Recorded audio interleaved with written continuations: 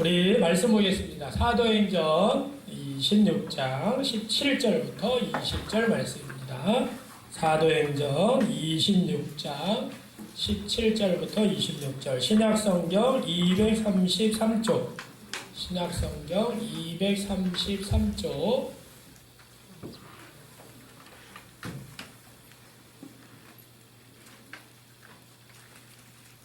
자, 제가 한 절 읽고 여러분들 한 절 읽고 우리 교독합니다. 이스라엘과 이방인들에게서 내가 너를 구원하여 그들에게 보내어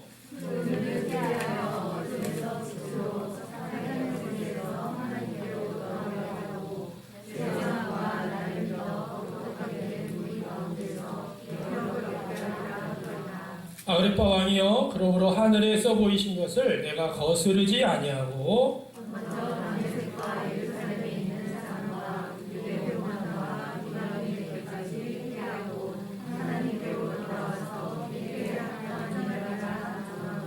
아멘. 할렐루야.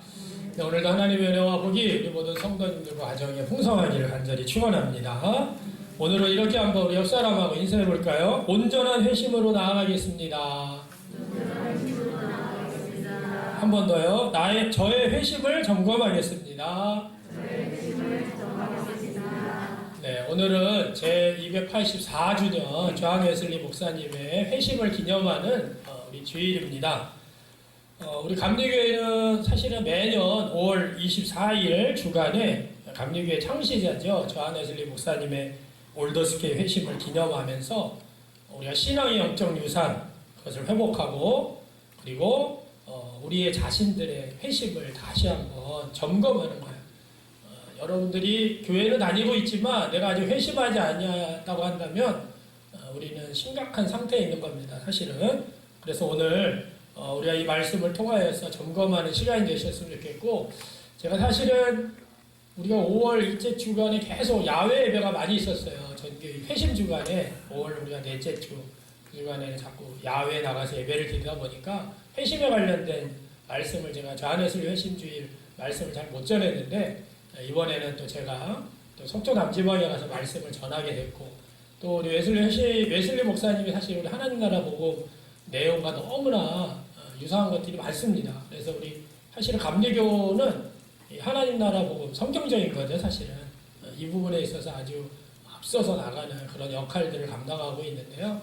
자, 오늘 우리 조한 웨슬리 목사님 1738년 5월 24일 8시 45분경에 올더스케이시라는 그 거리에서 로마서 서문을 읽고 있었던 한 성도의 이야기를 들으면서 이제 웨슬리 목사님이 마음이 뜨거워지면서 회심을 해요. 근데 중요한 것은 뭐였냐면 그날도 사실은 마음이 내키지 않는 그런 상황에서 그 집회에 참석한 거예요. 우리가 주일날도 마찬가지입니다. 여러분들이 오늘 마음에 내키지 않고 이 자리에 오신 분이 혹 있다 하더라도 이 시간이 이 현장이 회심의 시간이 되길 간절히 바랍니다. 자, 웨슬리 목사님의 일기를 들여다보면 5월 24일에 이렇게 표현을 했어요. 나는 내키지 않는 발걸음으로 올더스케이트에 있는 신도 모임에 참석하였다. 거기서 어떤 사람이 루터의 로마서 서문을 읽고 있었다. 8시 45분경 그가 그리스도를 믿는 믿음을 통하여 하나님께서 마음에 일으키는 변화에 대하여 읽고 있는 동안 나는 내 마음이 이상하게 뜨거워지는 것을 느꼈다. 나는 내가 구원을 받기 위해 오직 그리스도만을 진정 신뢰한다는 것을 느꼈다. 그리고 그가 바로 나의 죄를 이미 가져가 버리셨고 나를 죄와 사망의 법으로부터 구원하셨다고 하는 확신이 나에게 주어졌다. 우리가 사실 이 웨슬리 목사님의 이것을 기점으로 해서 우리가 웨슬리 벌써 284주년이 된 거죠. 1738년 플러스 284를 하면 오늘 2022년이 되는 건데, 여기서 이제 중요한 게 내 마음이 이상하게 뜨거워지는 것을 느꼈다. 그래서 우리가 웨슬리 회심주의를 기념하면서 우리 감리교회에서는 5월 24일 주간에 이렇게 회심 주간을 보냅니다. 그런데 사실은 회심이라고 하는 말은요, 내 삶을, 지난 삶을 완전히 부정하고 새로운 삶을 살겠다라고 마음을 완전히 바꾸었다는 그런 의미도 가지고 있어요. 그래서 최근에 웨슬리 회심 연구가들의 이걸 보면은 웨슬리 목사님이 이날 이전에 살아오던 삶을 180도를 바꿔서 이렇게 회심했다라고 보기에는 약간 무리가 있다. 이런 주장들이 요즘 많이 나오고 있습니다. 왜냐? 여러 회심 중에서 좀 대표적인 그런 회심이 1738년 5월 28일이다라고 우리가 이제 보는 거죠. 그래서 웨슬리 목사님의 그 웨슬리 목사님이 일기를 너무나 잘 쓰셨는데, 그 5월 24일 전, 5월 24일 후, 이렇게 해서 일기를 또 어느 교수님이 연구를 해서, 이렇게 내용을 나타냈습니다. 그 내용에도 보니까 이날 뜨거워져서 마치 그냥 회심한 그런 역사가 있는데, 그 이후에도 사실은, 웨슬리가 나는 그래도 유혹에 또 빠지기도 했고, 그리고 성령을 근심시키기도 했다라고 이제 일기에 기록되어 있는 내용들이 발견되기도 했어요. 그래서 우리가 존 웨슬리 목사님의 회심은 어떤 순간적인 180도의 회심이라기보다는 점진적인 회심을 통해서 자신의 믿음을 확증하는 시간이 되었다는 거죠. 그러니까 우리가 어느 한순간에 회심해서 이렇게 한 번에 딱 회심하는 경우도 있어요. 그런데 우리가 대부분이 성경에 나오는 제자들이라든가 내용들을 보면 대부분이 70% 이상은 이 점진적인 회심을 통해서 이제 거기에서 자라나고 성장하고 믿음의 확신이 생기고 구원의 확신이 생긴다는 거죠.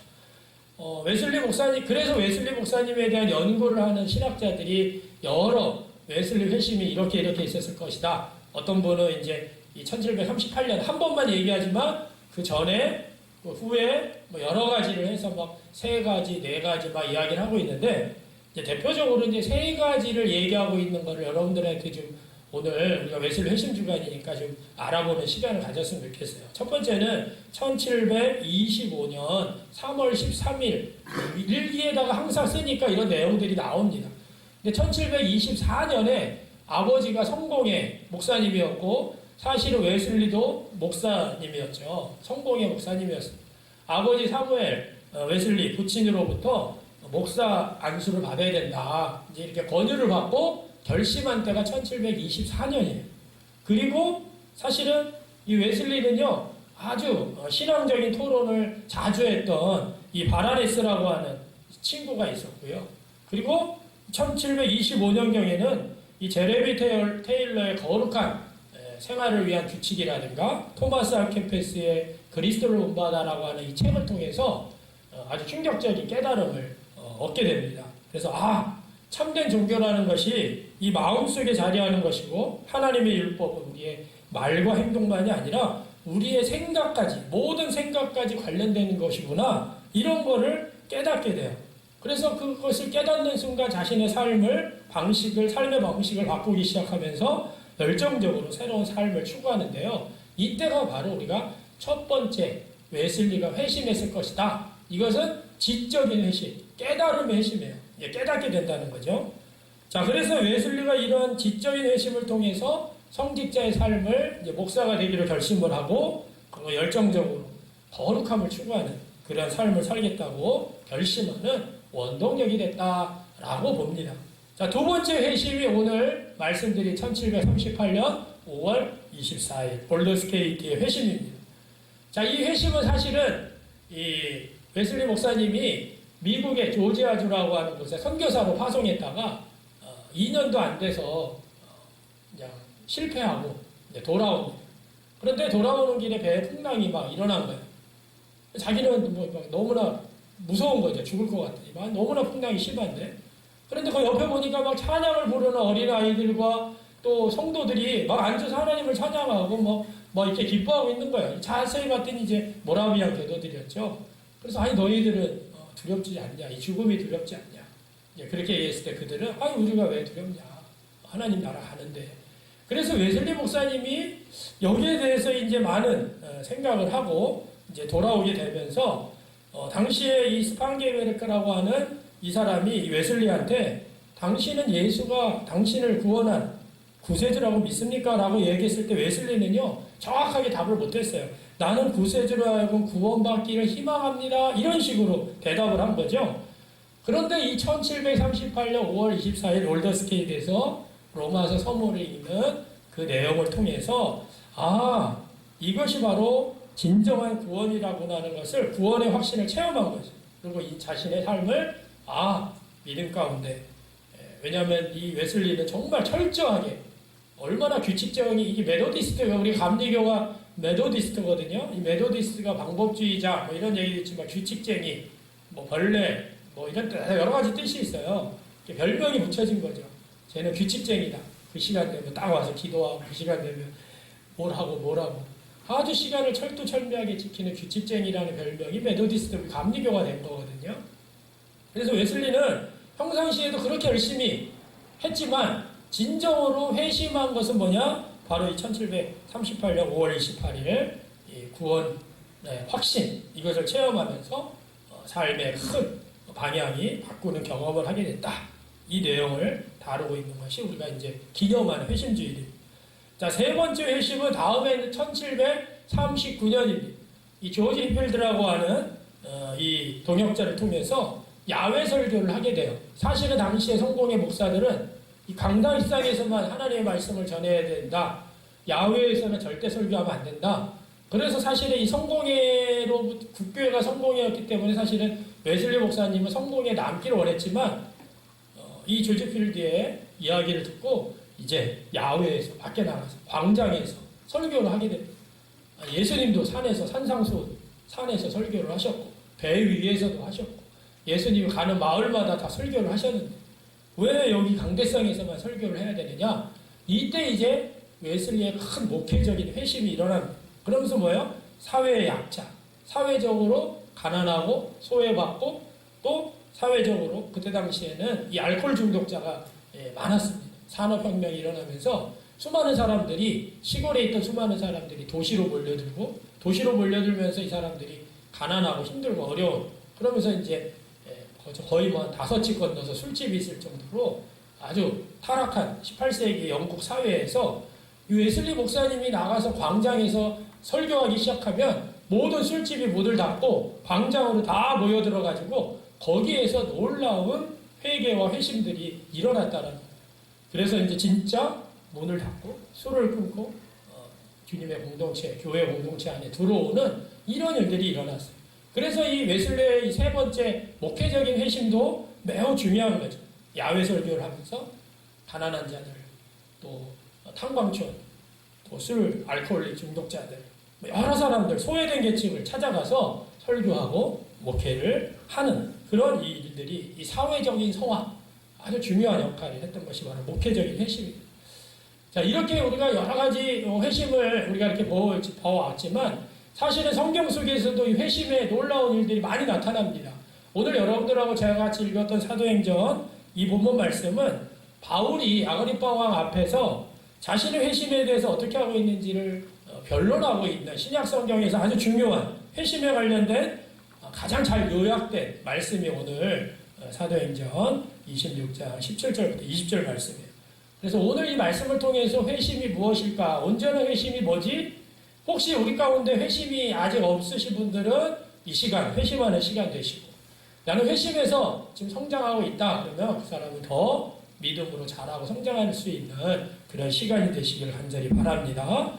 오늘 이 시간이 너무나 중요한 시간이에요. 우리가 매주 예배가 다 중요하지만 오늘 여러분들이 회심을 점검하시기 바랍니다. 자, 첫 번째는요. 온전한 회심이 뭐냐? 눈을 뜨고 깨닫는 것이야. 우리 한번 해볼까요? 시작. 회심은요. 깨달음이라고 표현할 수가 있어요. 오늘 18절 말씀해 보니까 그 눈을 뜨게 하여. 자, 눈이 떠졌다는 것은 감겨있던 것이 열린 거죠. 대부분의 우리 성도들의 신앙의 경위를 보면 우리나라도 이제 뭐 140년, 150년 역사가 되다 보니까 문화적이나 생물학적으로 예수님을 접해요.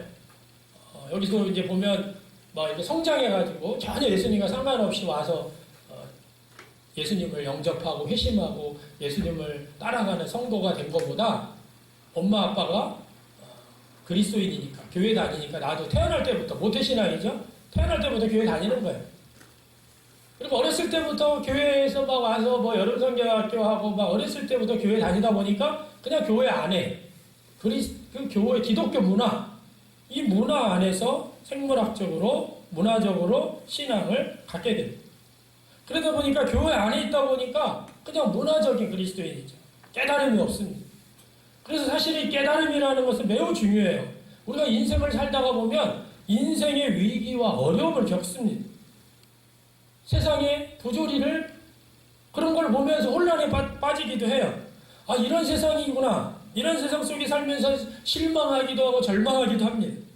이것이 뭐냐면 깨달음이에요.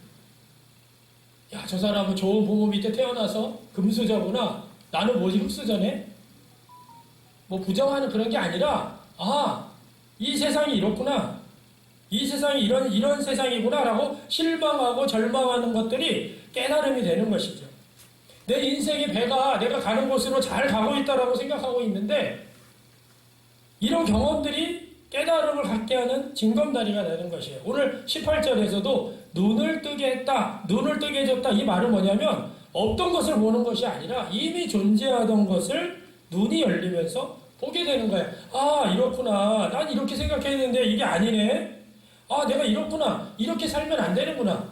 내 인생의 목적을 돈에다 두고 성공에다 두고 명예 권력에다 두고 이렇게 살았는데 아, 이렇게 살면 안 되는 거구나. 이것이 뭐냐면 첫 번째 깨달음이에요. 자, 그래서 깨달음의 내용에는요 아주 중요한 세 가지 깨달음이 있어요. 첫 번째가 자신의 삶에 대한 깨달음이에요. 자, 오늘 18절 말씀해 보니까 어둠에서 빛으로, 어둠이라고 표현을 했어요. 막 살다가 보니까 열심히 사는데 최선을 다해 사는데 어느 순간에 내 삶이 행복하지 않는다는 것을 어느 순간에 깨달아. 성공하면 될 줄 알았는데, 좋은 대학에 가면 될 줄 알았는데, 결혼 잘하면, 좋은 직장에 취직하면, 돈 많이 벌면 잘 될 줄 알았는데 어느 순간에요 행복하지 못하는 것을 알게 됩니다. 자신의 인생에 대해서 자신 있게 밀고 나가던 그 많은 것들에 대해서 어느 순간에 자신이 없어져요. 그리고 길을 잃었다라는 생각이 듭니다. 많은 사람들 사이에 섞여 있지만 내가 가는 길이 바른 길인지 아닌지 잘 몰라요. 이런 생각이 들어요. 그렇게 살다가 나이가 들잖아요. 그러면 어느 순간에 자신이 그 어둠의 일부가 되어버립니다. 젊은 시절에는 저러면 되냐고 막 비판하던 그 자리에 자기가 앉아있는 것을 발견하게 됩니다. 그래서 자신을 보면서 놀랍니다. 여러분, 이런 것들이 바로 깨달음의 아주 내용 중에 중요한 것이에요. 내 인생의 성공이나 실패에서 깨달음, 사랑하는 사람들과 관계가 깨어졌을 때의 깨달음, 내 하던 사업이 망했을 때의 깨달음, 반대로 내가 하고자 하는 모든 것들을 막 성취했어요. 잘 되었어요. 내가 얻고 싶은 거 다 얻었어요. 그런데 공허해요. 그런데 뭔가가 허전해요. 평안하고 행복할 것 같았는데 그렇지는 않아요. 이것이 아닌데, 이게 뭐냐면 사실은 자신의 삶에 대한 깨달음, 이런 깨달음이 있어야 된다는 거죠. 여러분, 웨슬리 목사님은 번역을 좀 애매하게 어떻게 하늘나라 가는 The Way to the Kingdom이라고 하는 하늘나라 가는 길이라는 그 설교에서 회개의 3단계를 이야기를 했는데 그 첫 번째 단계가 뭐냐면 자기 자신의 상태를 정확히 깨달아야 된다. 아는 것에서 출발해야 된다. 이게 뭐냐면 자신의 죄인됨을 알아야 된다는 거죠.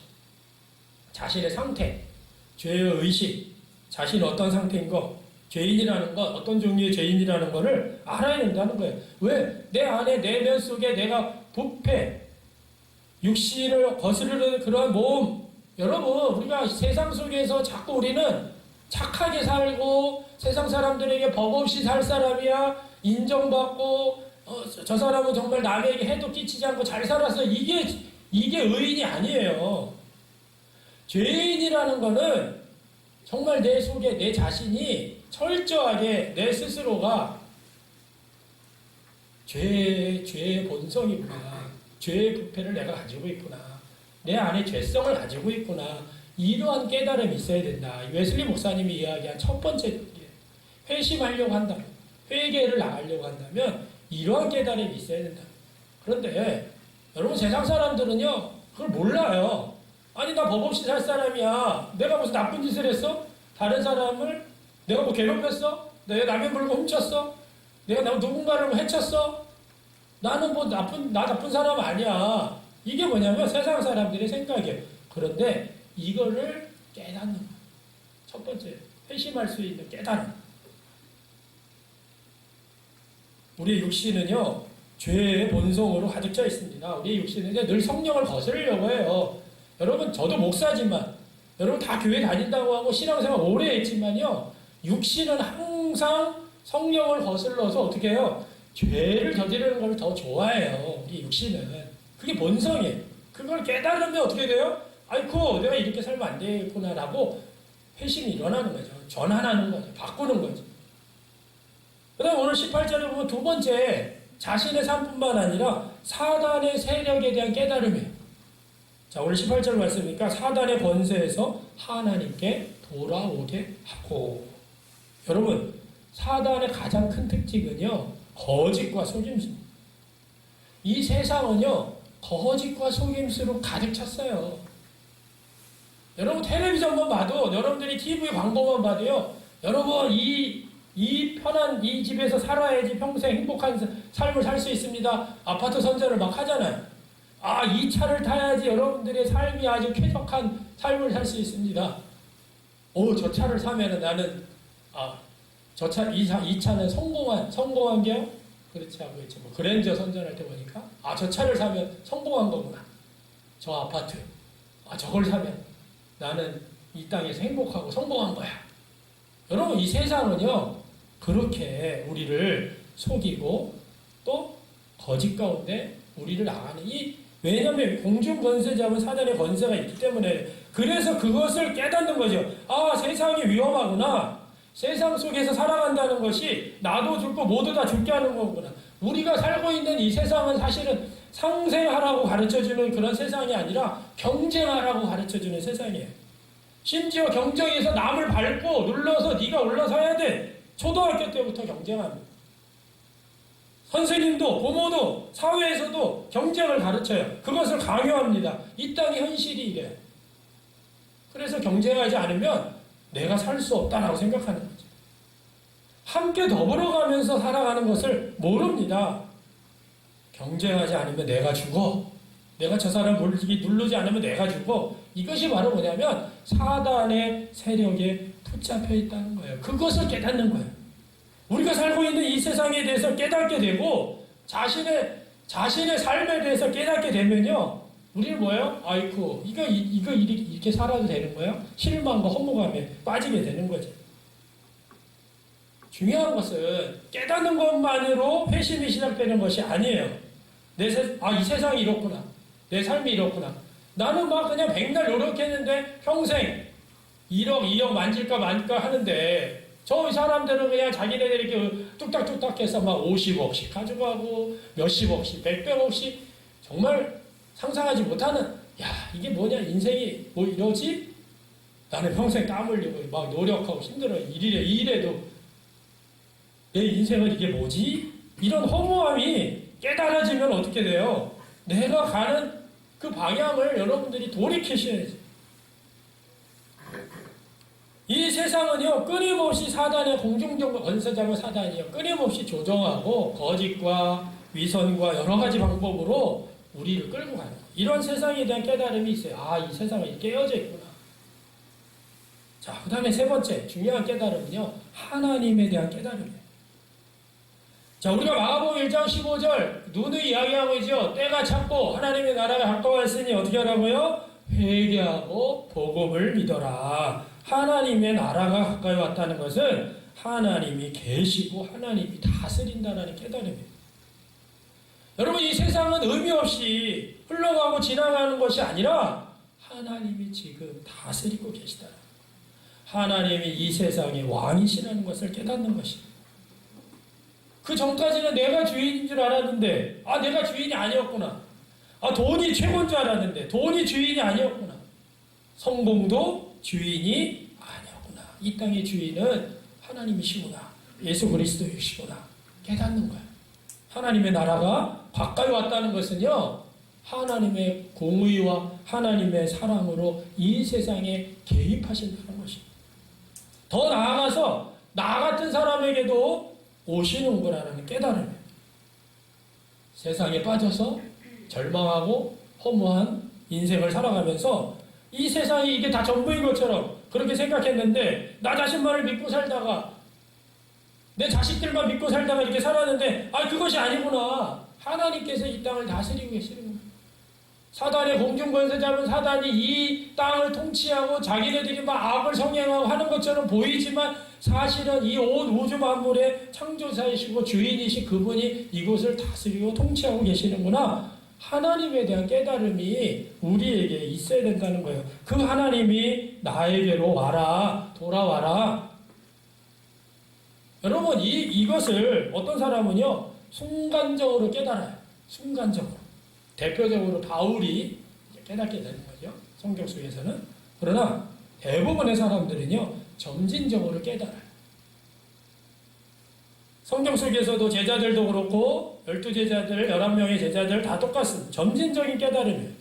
웨슬리 목사님도 1738년 5월 24일 우리가 이야기하지만 사실은 그 전부터 이미 그러한 신앙적인 습관, 훈련을 통해서 끊임없이 깨달음을 통해서 1738년에 그러한 마음이 뜨거워집니다.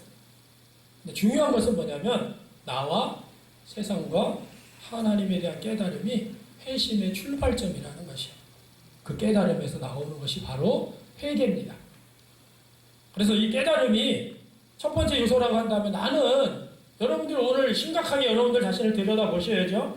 나 자신의 내 삶에 대한 깨달음이 있는가? 이 세상에 대한 깨달음, 사단의 다스림에 대한 깨달음, 하나님에 대한 깨달음이 나에게 있는가? 자, 두 번째 단계는요, 깨달음에서 끝나는 게 아니라 그 다음에 뭘 해야 되느냐? 회개하고 하나님 앞에 돌아오는 것이에요. 우리 한번 해볼까요? 시작. 회개하고 눈이 떠져서 어둠에서 빛으로 사단의 권세에 대한 깨달음을 갖는 것이 첫 번째라고 한다면 그 다음이 하나님께로 돌아오는 것이 진정한 회심이고 회개라는 것이에요. 잘못을 통감하고 방향을 전환하는 거죠. 오늘 20절 말씀에 회개하고 하나님께로 돌아와서 그랬어요. 회개란 뭐예요? 내 자신이 가고 있는 인생의 방향이 잘못됐구나. 이런 것을 절감하는 거예요. 내가 이렇게 가면 안 되는구나. 이렇게 가면 망하겠구나. 그럼 뭐예요? 돌이키는 거예요. 누구에게로 돌이켜요? 하나님께로 돌이키는 거예요. 그러니까 교회에서 회개합시다. 죄를 고백해야 됩니다. 그러면 같이 막 회개합니다. 그런데 깨달음이 없이 회개하는 것은 회개가 아니에요. 깨달음에 근거한 회개를 주님은 원하세요. 회개를 하고도 이전의 삶의 방식이 그대로 남아있다고 한다면 그거는 진정한 회개가 아니죠. 돌이켜야죠. 잘못된 길을 가고 있다는 것을 깨닫는 것으로부터 끝나는 게 아니라 돌이키셔야 돼요. 잘못되었다고 깨닫는 순간 어떻게 해요? 방향을 전환하는 거예요. 그래서 돌아서는 것이에요. 어둠에서 빛으로 사단의 세력에서 하나님에게로 돌아서는 거예요. 할렐루야.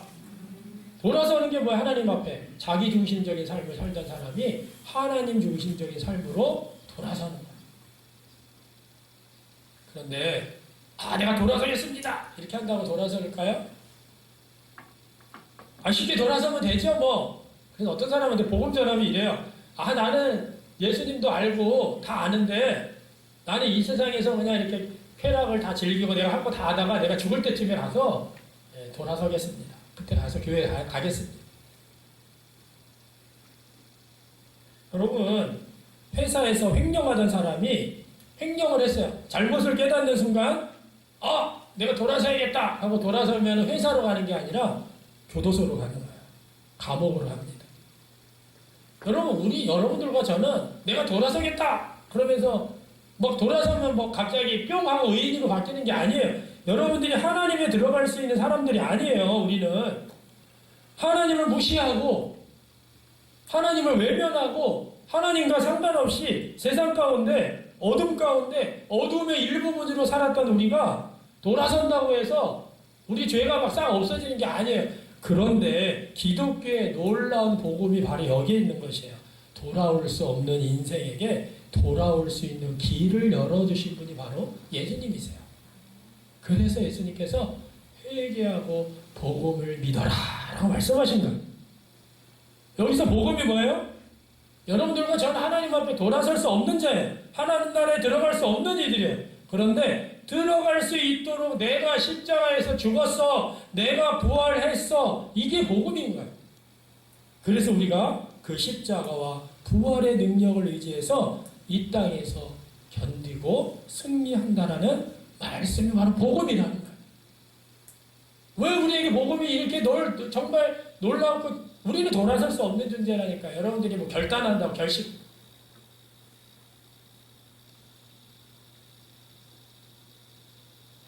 이 땅에 있는 동안에 여러분들이 이 세상에 내가 굴복하지 않겠습니다. 이 땅에 내가 굴복하지 않겠습니다. 견디고 살아내서 하나님 나라 백성답게 살아낼 수 있도록 해주는 것이 바로 복음이라는 것이에요. 그래서 예수님께서 복음을 믿어라 라고 말씀하신 거예요. 복음을 믿어라. 무슨 말이에요? 예수님께서 행하신 일, 지금도 하고 계시는 일, 앞으로 하실 일, 그거를 받아들이는 게 믿음이에요. 그렇기 때문에요, 회심에는 아주 중요한 믿음의 요소가 반드시 따라오게 되어 있습니다. 돌아올 수 있는 것은 복음만 있어서 되는 것이 아니라 이것은 뭐야? 우리가 믿음으로 받아들이는 거지. 근데 또 중요한 게 뭐가 있냐면 우리가 돌아설 수 있도록 뭐예요? 이 소식이 전해져야 돼요. 할렐루야. 이 소식을 전해야 됩니다. 아니, 제가 지난번에 말씀드렸잖아요. 복음을, 여러분들한테 누가 복음을 전해줬기 때문에 나왔겠죠? 아니, 뭐, 뱃속에서부터 뭐, 부모님 때문에 어쩔 수 없이 믿었을 수도 있겠지만, 그래, 부모님 때문에. 그 부모님은 또 누구에게? 또 어떤 사람에게 복음이 전수됐겠죠? 그 사람은 또 그 누구에게 복음이 전수됐겠죠? 그러면 역사를 흘러가면, 역사를 쭉쭉쭉쭉 흘러다 보면 어떻게 해요? 예수님 시대에 자기의 목숨을 바쳐가면서 감옥에 갇히면서 순교하면서 피를 흘리면서 그분들이 복음을 전해서 뭐냐면 여러분들과 저에게 지금 와가지고 여러분들이 여기 앉아서 지금 복음을 듣고 있는 거잖아요. 이게 전해졌기 때문에 뭐예요? 돌아선 사람들이 복음이 전해졌기 때문에 여러분들이 돌아서서 회심하고 하나님 앞에 나오고 주님의 공동체에 속하는 거죠. 누군가가 복음을 전해줬기 때문에 그래요. 그래서 우리도 어떻게 해요? 복음을 전해줘요. 그래서 우리가 돌아설 수 있는 이유는 예수께서 우리를 죽으시고 부활하셨다는 그 복음과 그리고 이 놀라운 사실을 누군가가 나에게 전해주었기 때문인 거예요. 우리 태신자 전도 우리 하면서 마음을 품고 지금 49명이 작정을 했어요. 126명. 여러분이 누군가를 위해서 기도하고 누군가를 위해서 마음을 품고 그 사람에게 찾아가고 초청하고 할 겁니다. 왜? 그 사람이 이 세상이 이게 아니구나 전부가. 자신에 대한 깨달음, 세상에 대한 깨달음, 하나님 나라 복음에 대한 깨달음을 받고 돌이키를 원하는 그런 마음으로 우리가 이것을 하는 거예요. 자, 그런데 돌아온 사람들의 특징은 뭘까요? 베드로전서 2장 25절에 베드로 사도가 이렇게 이야기를 했어요. 너희가 다 같이 읽어볼까요? 너희가 전에는 시작. 너희가 전에는 양과 같이 이르게 들었더니 이제는 너희 영혼의 목자와 감독 되신 이에게 돌아가느니라. 아멘. 자, 너희는 전에는 어떤 상태였습니까? 전에는 양과 같이 어떻게 해요? 길 잃은 상태였어요. 어디로 갈지 모르는, 많은 사람들이 가니까 따라가는, 넓은 길로, 넓은 문으로 따라가는, 사망의 길로 따라가는 그런 상태였다는 거예요. 그런데 왜? 길을 잃어버렸으니까. 그런데 이제는 이라고 했어요. 이제는 뭐예요? 너희 영혼의 목자와 감독 되신 이에게 돌아왔느니라. 할렐루야. 목자는 뭐예요? 보살피고 인도하시는 분이에요. 감독은 뭐예요? 우리가 제대로 하나 못하나 점검해 주시는 분이에요. 예수님이 우리를 보살펴 주시고 인도해 주시고 제대로 하나 못하나 점검해 주시고 고쳐 주시는. 전에는 세상 것들, 돈, 사랑, 실력, 권력 이런 걸 의지하며 살아왔는데 이제는 나의 목자 대신 예수님, 감독자 대신 주님께로 돌아왔다는 거죠. 그래서 우리가 이 세상에 살지만, 이 깨어진 세상에 살지만 이 세상에서 그분을 믿고 나의 삶 속에서 일하실 것을 믿고 함께 가는 거예요. 왜? 목자와 감독 대신 주님께 내 삶을 맡기는 거죠. 이게 바로 뭐예요? 돌아온 사람들의 특징이에요. 자, 이렇게 목자와 감독 대신 주님께 맡긴 자는요, 반드시 세 번째와 연결이 됩니다. 세 번째, 변화되고 공동체에 속하는 것이야. 한번 읽어볼까요? 시작. 자, 다르게 말하면 열매를 맺는다는 뜻이에요. 20절, 회개하고 하나님께로 돌아와서 회개에 합당한 일을 하라. 회개에 합당한 일. 자, 회심했어요? 첫 번째, 깨닫고 회심했어요. 하나님께로 돌아왔어요. 그 다음에 뭐예요? 회개에 합당한 일을 하라. 회개에 합당한 일이 열매의 가장 첫 번째 중요한 거. 이게 뭐냐면 종말론적인 공동체에 속한다는 거죠. 그래서 18절에 뭐라 그랬어요? 죄사함. 자, 돌아온 사람들은 죄를 사함받고 나를 믿어, 예수님을 믿어서 어떻게 한다고요? 거룩하게 된 무리 가운데 기업을 얻게 하려 함이시라. 이 거룩하게 된 무리, 여러분, 죄사함은요, 내면의 확신이에요. 내가 속으로 내 죄를 사왔다라고 하는 겉으로 드러난 모습은 뭐예요? 예수님을 믿어서 거룩하게 된 무리들 안에 속하게 되는 것이. 이것이 종말론적인 공동체에 속했다라는 뜻입니다. 여러분, 28절에 거룩하게 된 무리들은요, 지금뿐만 아니라 이 죽음 이후에도 이어질 공동체가 바로 거룩하게 된 무리예요. 그래서 사도 바울이 데살로니가 교인들, 데살로니가 전서가 가장 먼저 쓰여진, 우리 신약 성경에서 가장 먼저 쓰여진 편지인데, 데살로니가 전서 1장 9절부터 10절, 이것도 아주 중요한 메시지를 한번 다시 읽어볼까요? 시작. 그들이 우리에 대하여 스스로 말하기를,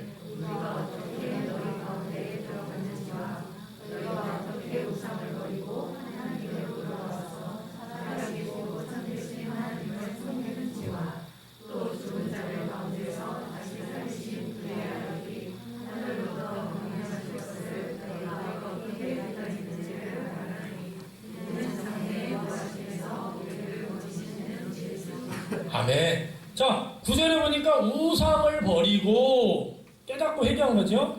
하나님께로 돌아와서, 그 다음에 뭐예요? 살아계시고 참되신, 어떻게 한다고요? 하나님을 섬기고. 거기서 끝나는 게 아니에요. 다시 살리신 그의 아들이 하늘로부터 강림하실 것을 어떻게 한다고요? 너희가 어떻게 기다리는지. 하나님을 섬기고 하늘로부터 강림하시는 예수 그리스도를 기다리는 이 깨어진 세상에 살아가지만, 우리가 거룩하게 된 무리들, 이 공동체 안에서 함께 그 다시 오실 예수님을 기다리는 거예요. 이 종말론적인 공동체는요, 하나님 백성 가운데 속하는 것이 왜 중요하냐? 하나님께서 우리를 속하게 하셨기 때문이고, 우리가 이 세상 속에서 함께 견디며 살아갈 수 있도록 부르심을 받았기 때문에 그래요. 여러분 혼자서 깨닫고 하나님께 돌이켰어요. 근데 여러분 혼자서 깨닫고 돌이킨 다음에 끝나면 또 무너지고 또 무너져요. 우리에게 뭘 허락해 주셨어요? 거룩한 무리. 깨닫고 돌아서서 예수의 다시 오심을, 하나님 나라의 완성을 기다리는 거룩한 무리를 우리에게 허락해 주셨는데, 그게 바로 뭐냐면 하나님 나라 공동체, 교회라는 것입니다. 교회는요, 그래서 우리에게 전진기지입니다. 이 땅에서 우리가 싸우다가 치료받는 곳이에요. 새로운 힘을 얻게 되는 것입니다. 힘을 얻는 것이 바로 교회입니다. 그렇기 때문에 교회는 회심한 자는 반드시 이 종말론적인 공동체에 속하게 되는 것입니다. 그렇게 되면 우리의 삶에 실제적으로 우리들의 삶이 변하게 돼요. 삶의 동기가 바뀌게 됩니다. 세상을 쫓아가던 사람들이요, 하나님을 쫓아가게 돼요. 삶의 원리도 바뀌게 됩니다. 세상을 지배하던 원리에서 하나님 나라의 원리로 삶이 바뀌어요. 인생을 살아가는 힘이 바뀌기 시작해요. 자신의 힘만을 믿었던 사람들이요, 이제 부활의 능력을 의지하는 법을 배웁니다. 어울리는 무리도 바뀌게 돼요. 세상의 가치관을 따라 사는 사람들과 어울리는 사람들이 이제는 하나님 나라의 백성과 어울리는 삶을 살아가요. 그러면요, 어찌 우리가 삶의 변화가 없겠습니까? 삶의 변화는요, 따라오게 되어 있어요. 깨닫고, 회심하고, 하나님께로 돌이키고, 그리고 거룩한 무리 가운데 같이 있으면, 삶의 동기도 바뀌고, 원리도 바뀌고, 인생을 살아가는 힘도 바뀌고, 어울리는 무리도 바뀌고, 가치관이 바뀌는데 어떻게 변화되지 않겠어요? 회심하는 자는 상황은 바뀌지 않지만, 마음의 평강이 넘치고, 위험스러운 그런 상황 속에서도 평화를 누리게 되는 것이죠. 왜? 이제 사람에 대해서, 환경에 대해서, 상황에 대해서 관심을 갖는 게 아니라 하나님에게 관심을 갖게 되니까. 그런 공동체에 속하게 되니까. 여러분, 우리를 지배하고 있는 돈에 대한 생각도 바뀌게 됩니다. 그것이 내 것이라고 생각했고 내가 나를 지켜줄 것이라고 생각했던 것에서요. 내가 마음대로 쓰고 내가 많이 모아서 나를 위해 살려고 했던 그런 것들에서 생각이 바뀌게 돼요. 그러면은 자유함도 누리고 검소함이 생깁니다. 돈 많은 사람들에게 질투하게 됐던 또 돈 없는 사람을 무시했던 그 자세가 사라지기 시작하는 거예요. 여러분 세상에 대해서도 생각이 바뀌기 시작합니다. 약한 자들, 하나님께서 특별히 사랑하는 자들에 대한 관심이 생겨나기 시작해요. 처음부터 그렇게 되는 게 아니라 점점 그렇게 되어갑니다. 이 세상 사람들을 고통스럽게 하는 이 세상의 문화가 이렇구나. 구조가 이렇구나. 정치가 이렇구나. 무엇보다도 인생을 사는 방식이 바뀌게 됩니다. 내 힘만 의지하고 살아갔던 사람들이 이제는 주님을 의지하는 삶으로 바뀌는 거죠. 이런 사람들은요, 자기 자신에 대해 좌절하지 않습니다. 절망하지 않아요. 나는 원래 그런 사람이야. 그러나 하나님이 나를 붙들어 주실 거예요. 그리고 다시 일어나요. 늘 다시 일어납니다. 안 넘어지는 것이 아니라 넘어져도 다시 일어나는 게 그리스도인들이에요. 그래서 온전한 회심의 표지가 여기에 있는 거예요. 우리의 인생으로 삶을 나타내는 거예요. 여러분 회심을 어떻게 받았느냐, 언제 받았느냐, 몇 월 며칠 받았느냐, 이거는 웨슬리 목사님 과 같은 이런 감리교 창시자니까 우리가 그날을 기억하는 거지. 이 회심은 내면에서 일어나는 거고 영적인 일이에요. 우리는요 열매를 통해 나타내야 돼요. 열매를 보면 나무를 알 수 있어요. 우리가 회심하는데 어떻게 알 수 있어요? 내 삶의 회심한 변화가요 지속적으로 나타나야 돼요. 성장하는 모습이 있으면 그것이 바로 회심한 사람이에요. 어느 순간 멈췄다. 그러면 여러분 심각하게 여러분들의 회심에 대해서 고민해야 됩니다. 웨슬리 회심주일이 왜 있을까? 1738년 5월 24일에 회심했대. 이게 중요한 게 아니라 그 회심주의를 통해서 나의 회심은 어떤가? 작년하고 똑같아요. 3년 전이랑 똑같아. 5년 전이랑 똑같아. 심각한 거죠. 나의 신앙이 종교 생활에 멈춰 있다고 한다면 세상 사람들과 다를 바가 없습니다. 내가 구원받은 사람인지 회심한 사람인지 우리의 위험을 발견하고 여전히 그렇게 살고 있으면 위험한 거죠. 멈춰야죠. 다시 생각해야죠. 근데 우리 힘으로는 안 됩니다. 내가 아무리 열심하고 내가 아무리 결심해도요, 내가 멈추질 못해요. 그렇기 때문에 우리는 초자연적인 하나님의 힘을 요구합니다. 나의 회심이 진정한 회심인지 고민하고 그분의 도우심을 구해야 된다는 거죠. 그래서 존 웨슬리 목사님은 회심의 3단계, 그러한 죄를 스스로 해결해 보려고 노력하지만 아무것도 할 수 없는 자신을 바라보면서 자신의 무기력함을 느끼는 단계가 3단계라고 했어요. 그렇죠. 우리가 죄로부터 탈출하고 노력하기 시작하지만 안 돼요. 힘을 다해 싸워도 죄를 정복하지 못합니다. 우리는 결심하면 결심할수록 계속 죄를 져요. 범하게 돼요. 자유하려고 막 노력하고 애쓸수록 사탄은 우리를 더 결박하고 해서 죄의 법으로 우리를 끌고 갑니다. 오늘 말씀을 듣고 내가 이제 내가 벗어나야지 의욕을 가지고 죄와 투쟁해보지만 시간이 갈수록 실패합니다. 그래서 이런 시간이 지속되면 어떻게 돼요? 자연스럽게 그냥 흐지부지해지. 그러니까 사도 바울이 뭐라 그랬어요? 오라 나는 권고한 사람이로구나. 이 사막의 몸에서 누가 나를 건져내겠느냐. 여러분 우리 몸은 이래요. 그렇기 때문에 우리가 어떻게 해요? 끊임없이 하나님 앞에 나를 돌이키고 성령에 의지하고 하나님의 도우심을 구하고. 여러분 이번 한 주간 여러분의 회심을 점검하시길 바랍니다. 내가 하나님께로 나아가는 자의 모습에 있는지, 변화되고 성장하는 것이 지속적으로 이루어지고 있는지. 자, 오늘 온전한 회심, 눈을 뜨고 깨달았는지, 회개하고 하나님께 돌아섰는지, 내가 계속해서 변화되면서 이 공동체에 속해 있는지를 점검하고 여러분들이 하나님의 전적인 개입을 위해서 매달리시고 더욱 주님 앞에 진실하게 엎드리시면서 하나님 앞에 나아가는 우리 모두가 되시길 주님의 이름으로 간절히 축원합니다. 기도하겠습니다.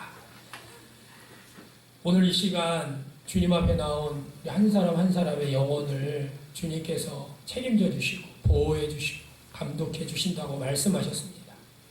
오늘 말씀을 들으면서 나에게 진정한 회심이 있었는가? 내가 진정으로 주님 앞에 돌이켰는가? 나는 여전히 세상 방식과 세상의 원리를 따라 살아가고 있지는 않는가? 나를 점검하며 나 중심적인 삶에서 하나님 중심적인 삶으로 돌이키게 하시고 이것이 내 힘으로 안 되기 때문에 우리가 겸손히 주님 앞에 매달려서 성령을 의지하며 나아가는, 그래서 우리가 정말 회심하며 변화되고 성장하는 우리 모두가 되게 하여 주옵소서. 예수님의 이름으로 감사히 기도하옵나이다.